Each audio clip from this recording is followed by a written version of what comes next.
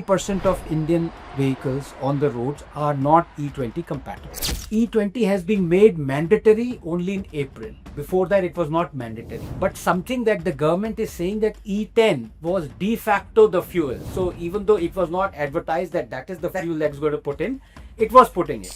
It is a fact, even though it is scandalous, I would say to some extent, government didn't tell us, because everyone's been using e-blending, E10, E15, जो भी लगा लीजिए.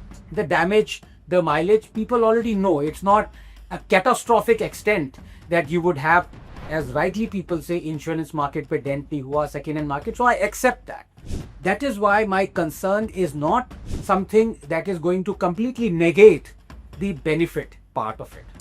Yes, you can say कि यार तुम तो नहीं दे रहे ना वो 6,000 रुपए जो किट आपका लगेगा कंपैटिबल बनाने के लिए. ठीक है, that is a fact. Government have to be concerned about even one penny that is being saved by people. Most of them are two-wheeler owners and all that. So, but let's move beyond that. It takes 3,000 liters of water to make 1 liter of ethanol. If the ethanol is coming from sugarcane, increasingly we're going to use maize and broken rice. It takes more, 4,500 liters of water to 1 liter of ethanol if it's from maize, because the biomass of maize is less per hectare, like sugarcane is more. And it takes 10,500 to 11,000 liters of water for 1 liter of ethanol if it comes from rice, or which is broken rice. Ours is a water scarce country, especially when it comes to agriculture. We cannot afford. Already our water availability per capita has shrunk by almost 50% in the last 40-45 years. It is below what is called water availability required for civilized living, which is 1,700 cubic meters. We are now 1,400 cubic meters. We can't afford this. The reason why no one's concentrating, especially the opposition, on the second part or the compartment of the damage is because no politician has the guts to refuse this vote back, which is almost 50 to 75 million farmers. They cannot tell them do not grow sugarcane.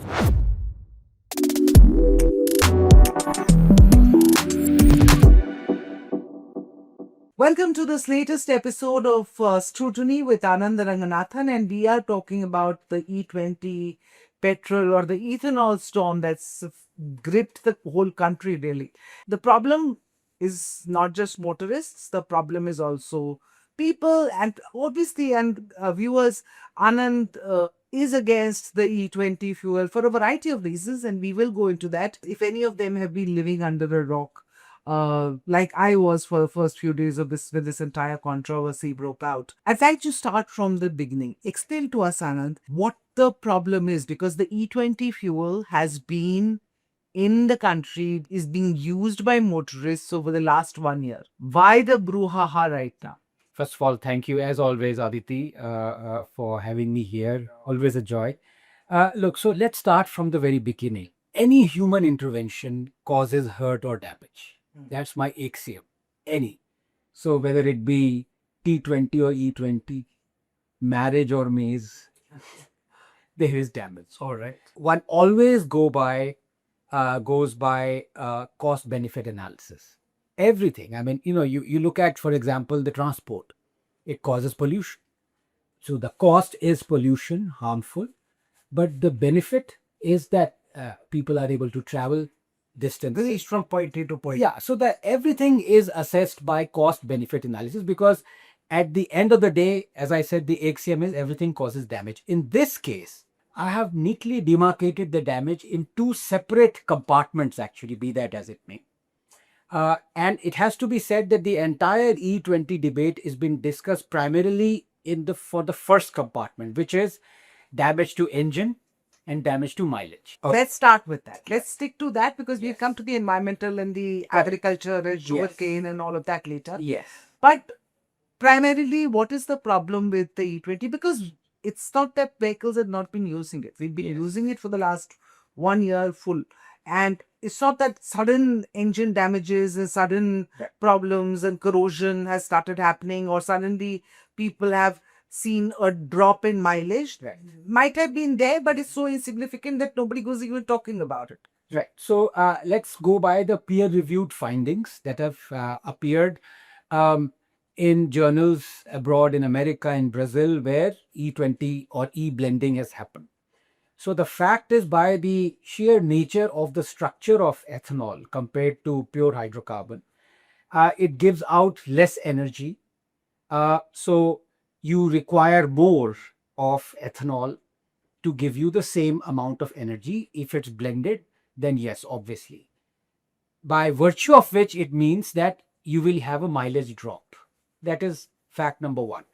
Fact number two is, it is also a fact that E20 petrol will cause wear and tear of the engine, especially of the entire engine and the vehicle, if it is not E20 compatible.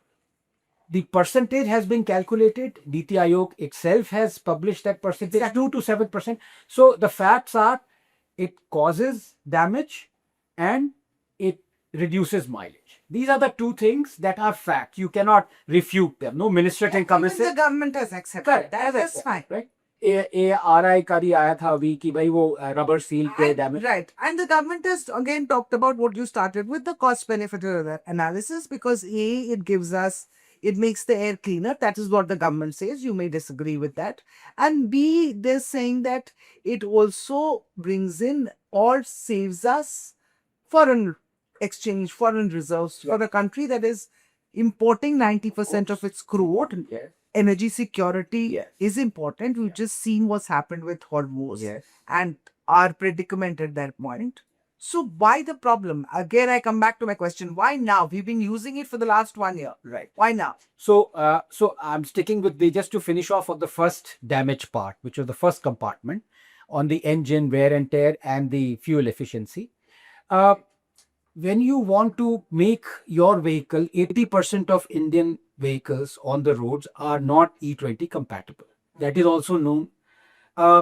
E20 has been made mandatory only in April. Before that, it was not mandatory.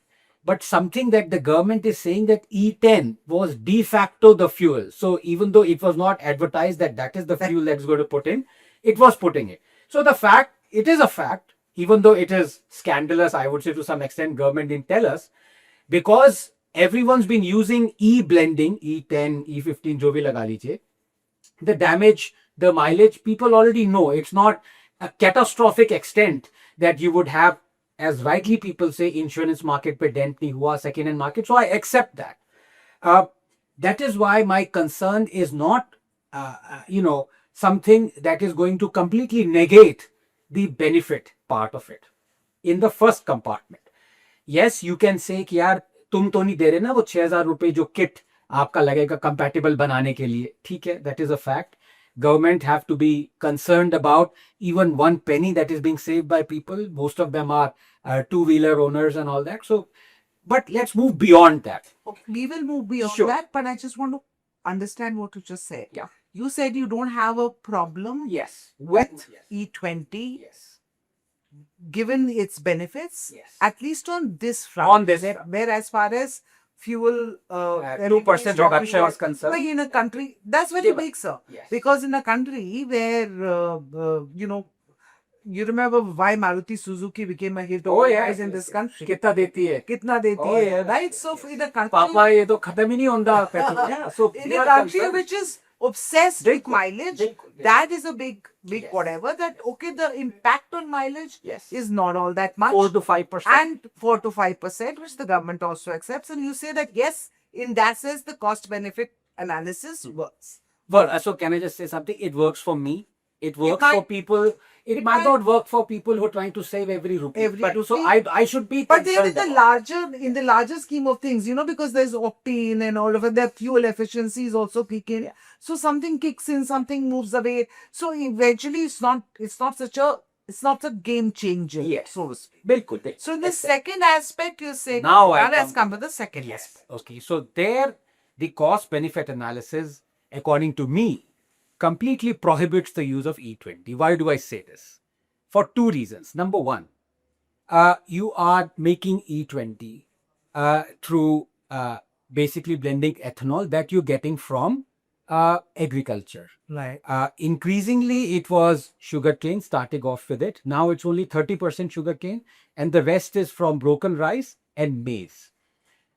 Sugarcane maize, broken rice, especially rice and sugarcane, are crazily water guzzling crops. In Maharashtra, for example, sugarcane takes up only 4 to 5% of arable land to grow, but almost 75% of all water that is used for irrigation.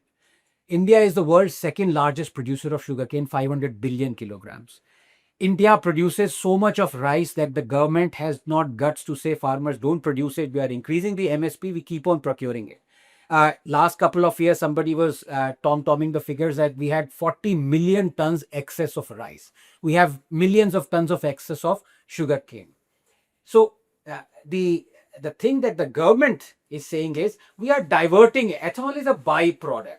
The question is we should not be growing so much sugarcane. This opposition, Yeah. don't you think it's coming 20 years too late? Of course. Because if it had to happen, Yes. it had to be happening at the time when ethanol was introduced. And again, and this I'm saying also to the opposition, Yes. which is tom-tomming about it right now, because it is a UPA era Yes.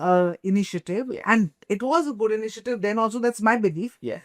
You of course differ, but because eventually it's all about energy security and cleaner fuel. So let me come on that because that's a brilliant point. It takes 3,000 liters of water to make 1 liter of ethanol if the ethanol is coming from sugarcane. Now you say, well, increasingly we're going to use maize and broken rice. It takes more, 4,500 liters of water to 1 liter of ethanol if it's from maize, because the biomass of maize is less per hectare, like sugarcane is more.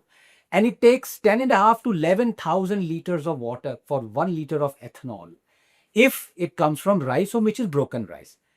Ours is a water scarce country, especially when it comes to agriculture. We cannot afford. Already our water availability per capita has shrunk by almost 50% in the last 40-45 years. It is below what is called water availability required for civilized living, which is 1700 cubic meters. We are now 1400 cubic meters. We can't afford this. The reason why no one's concentrating, especially the opposition, on the second part or the compartment of the damage is because no politician has the guts to refuse this vote back, which is almost 50 to 75 million farmers. They cannot tell them do not grow sugarcane. So you are right. This problem is 20-25 years old. This is the problem that India should have solved, but politicians don't have the guts to solve it. Now, what is the problem with the cost benefit analysis of it? You can say, rightly say, that right, we are doing damage to the environment. Okay, water. There is damage when you increasingly grow these water guzzling crops. You need a lot of, these are very pesticide heavy crops, right. Sugarcane and maize. They are very fertilizer heavy crops. In fact, nitrous oxide that is produced when you grow sugarcane to the extent that you do, this is a gas which is 300 times more potent greenhouse gas than carbon dioxide. So all what you're saving in emissions, you're losing when you're producing the crop that is giving you ethanol. So, you know, when you add things up, you're actually damaging the environment more. Be that as it may, you can still say we need to save on import of our fuel. Absolutely right. It's an energy emergency. I agree with you. Then the next step of cost benefits is there an alternative? And that is where my crux is. Yes, there is. Because just so by E20 blending, we would save 25 million liters of fuel every day of imported fuel, because we use about 850 million liters of imported fuel every day. So that's about 3 to 4% that we would save. But did you know, Aditi, that by repairing potholes on roads, by removing idling, by improving traffic mismanagement, this is Times of India thing, 27 million liters of fuels is saved every day. Some industry estimates make it up to 95 million liters of fuel. Almost 3 to 4 times of fuel that we are saving through e-blending, that is harming the environment, lowering our water table, we'll be saving if we had better roads. Now, what does logic tell you? यार, इससे पहले ले ले. Environment damage करने से पहले ये कर लेते हैं. दूसरा, we are about 1/60th the level of oil displacement as China. If you were to match oil displacement of China through EV that they've done, believe it or not, we would save 153 million liters of fuel. China has displaced almost 1 million barrels per day through switching to EV. I'm not saying we'll do it overnight, but I'm saying these are the two avenues that make me tilt in the favor of cost so much more than benefit. All right. And that I've heard you speak about the pothole roads. It's a real big grievance that you had for a long time. Agreed with you because, and I'll just come back to that point again about the decision. Terribly sorry to interrupt. Yeah. My opposition to pothole roads is where we live. I want pothole roads outside Prime Minister's house. I want him to experience it. So It is the what मुझे हर जगह pothole road नहीं चाहिए. बस अमित शाह जी के घर के आगे, राहुल गांधी जी के घर के आगे, उनके घर के आगे मुझे pothole roads चाहिए. now the government says because this decision was implemented, there is an infrastructure already in place. There are subsidies going out to farmers. There is a refining lakhs of petrol pumps across our country. How the fuel, the ethanol blends are going in there. So it's a problem if you are going to tell us now, 25 years later, to say, "Acha nahi, ethanol nahi, let's do something else." It's a policy which has been in place. There is a lot of infrastructure that has been built. How do you roll out of that back? Yes. Okay. So it's a great question. I'll tell you why. Because the government can say, हाँ यार हम भुगत रहे हैं, हम में दम नहीं है फार्मर्स को मना करें, हमें वो जिताते हैं इलेक्शन, तो हम नहीं कह सकते कि भाई गन्ना कम उगाओ, मेज कम उगाओ, हम लेते रहेंगे वो. So then you come up and say, is there a better alternative to make ethanol in a more environment friendly way? There science comes in. और अभी हाल ही में एक डॉक्टर B.K. मिश्रा हैं, वो मुझसे मिले थे. उन्होंने कहा बिलीव इट और नॉट, शुगर केन, मेज और ब्रोकन राइस से तो आ ही रहा है और वो हम उगाते जाएंगे. 40 मिलियन टन हम एक्स्ट्रा राइस मना नहीं कर पाए फार्मर्स को, अब कह रहे हैं कि भाई उससे एथेनॉल बनाएंगे. जो भी है, एक प्लांट है, ट्री है, महुआ, वो छत्तीसगढ़, झारखंड, मध्य प्रदेश पूरा. Yes, in fact, lot of tribals make toddy out of it. Now the flower of mahua contains about 70% sugar. Okay, so in fact, he and a lot of others have advocated the use of mahua for getting ethanol out. So here is where scientists should come in and say, is there a eco-friendly way to get per liter of ethanol that we're normally now getting from maize or broken rice or sugarcane? If we work towards that, I have absolutely no issue in ethanol blending at all. Why should I? यार देश progress करेगा जब हम import कम करेंगे fuel. Absolutely. So but environmental damage is something that we can. अच्छा उसमें क्या है कि it grows wild. It does not require any water for irrigation, right? It grows in as forests. It's wild growth. In fact, British has brought in this Mahua Act, as Dr. Mishra was telling me. The only issue is right now procuring that, the flour and everything is prohibitively more expensive than sugarcane. Okay. So if we are able to improve that, the isolation of ethanol is quite easy from there. East से कर सकते हैं जो भी है. I think scientists need to come in here. Government needs to be a bit more humble and accept कि हाँ भाई cutting across political ideology, we don't have the guts to say no to farmers. अन्नदाता, अब तो ऊर्जा दाता जो भी है. तो हम क्या कर सकते हैं कि अगर ethanol more eco-friendly way में आ जाए, maybe we can switch to that. These are the issues that this nation needs to talk right now. ऐसा नहीं होना चाहिए कि हम जितना पैसा बचा रहे हैं इंपोर्ट फ्यूल से, उतना हमारा पानी की किल्लत बढ़ जाए कि वाटर ट्रेन्स चले डीजल पे. Also that it just doesn't become another propaganda against ethanol. The conversation needs to get beyond political and towards a more solution thing, because the conversation about ethanol right now seems very political. Very political. Very political, and everybody is trying to gain brownie points at the And no politician is talking about the second damage, because I challenge Kejriwal ji कह रहे हैं कह दो कि भाई हम इतने गन्ने और मेज नहीं उगाने चाहिए, कह दो, हिम्मत नहीं, सब इलेक्शन हार जाएंगे. So having come to that, let me just also move on to countries like Brazil and US that you pointed out, who are using E36, E85, yeah, exactly. So they are using progressively more ethanol blends in their fuel than we are. We are trying course over E20, but others are talking about even using more than that. How does that? I mean, if they are using it without these kind of agitations and protests and storms, how is it different for it? So two ways. Two reasons. One, Brazil was a pioneer in this. It's taken 50 years for them to reach this stage. The flexi engine and all that, by all means, that technology exists to be able to use as much ethanol as you want in the blending, reduce as much fuel as well. And I think it's the way to go. Absolutely. The second thing is, there is this always debate in India, especially food versus fuel. हमारे पास 140 million hectares of land है. उसमें से about 40% gets damaged every year by floods and droughts. You know, we have a limited arable land to grow food that is required for us. अगर हम उसमें से fuel की तरफ डाइवर्ट कर देंगे, sugar cane, maize, water damage, so Brazil doesn't face the problems to the extent that we do. That's point number 2.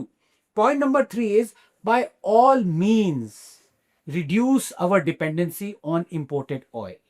A, only thing is, let it not damage the environment, and B, let it be at a cost that doesn't hurt either the government, because hurting the government is hurting the people. वही tax पैसा लौट के आएगा, and the ourselves. Also, talk about, since we talked about Brazil and the US, and the fact that ethanol blended fuel is being used in even a developed nation like the United States.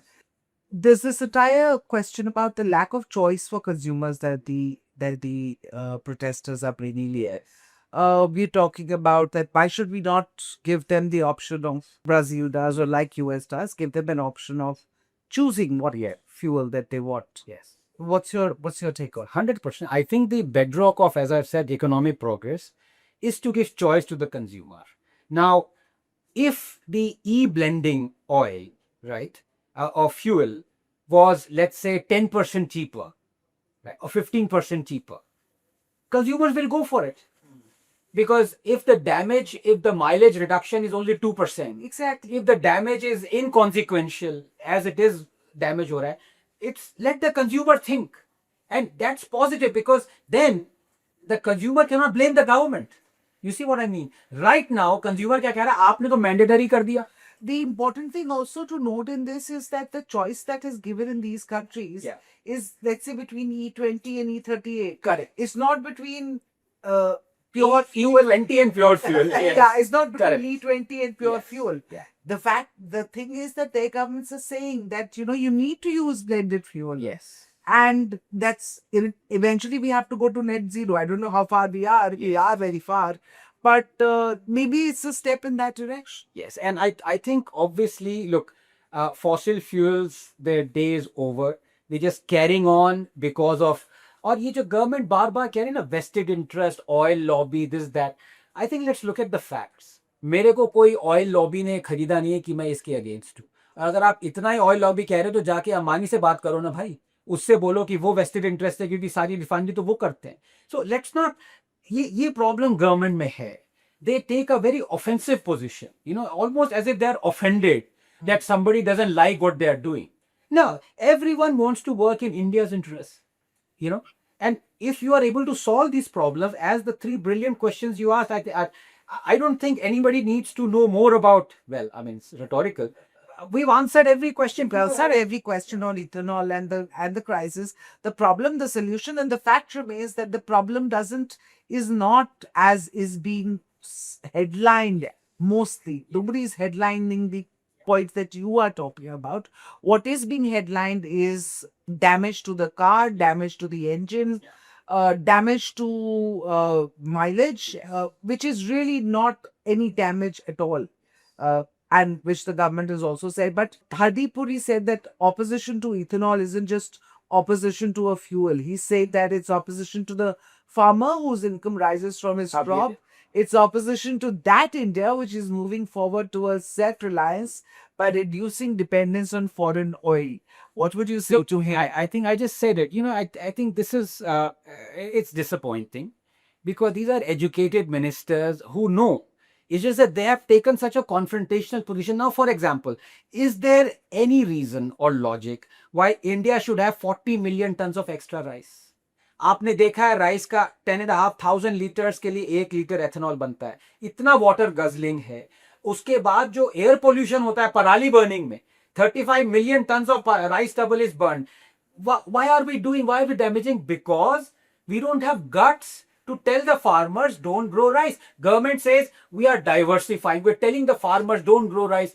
Are they listening? They're not, because you are increasing the MSP. इनके लिए सरकारी नौकरी है. उनको पता है rice हम उगाएंगे, हमें कम से कम MSP मिलेगा. उसका हम लेते जा रहे हैं. गवर्नमेंट इंक्रीज करती रहे, वरना वोट नहीं करेंगे. ये भी बता रहे 40 मिलियन टन जो आपका एक्स्ट्रा राइस था उसमें से आपने कितना भी 10-15 मिलियन डाइवर्ट किया, वो आपका एक्सक्यूज है. That is not a reason to make ethanol. The thing about farmers is that they held the entire country to hostage for almost a year. Not they, The 2 million. Yeah, the three farm laws Yes. which could have revolutionized. The greatest Agriculture. reform India Yeah. had for 1 year. The greatest reform, the greatest decisions of Prime Minister Modi. And the darkest day, I think November 19, 2021, when they were taken back. But farmers weren't objecting to it. We have 270 million farmers. ये जो middlemen थे, they were holding the farmers to ransom. 2-3 odd million of them. They were the ones who were doing all this, protesting and blocking the highways. So the government asked to bend, crawled. Viewers, thank you so much for watching. We will come back to you next week, same time. Stay tuned.